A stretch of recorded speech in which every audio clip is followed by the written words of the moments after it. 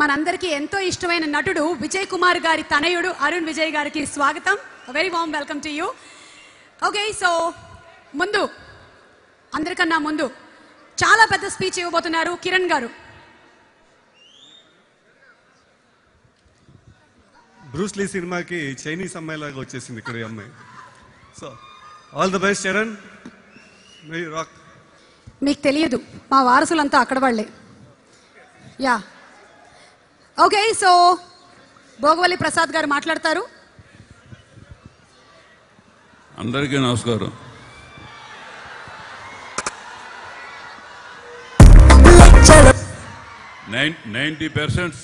హిట్లు ఉన్న మా చరణ్ ఇంకో సూపర్ హిట్ కొట్టబోతున్నారు.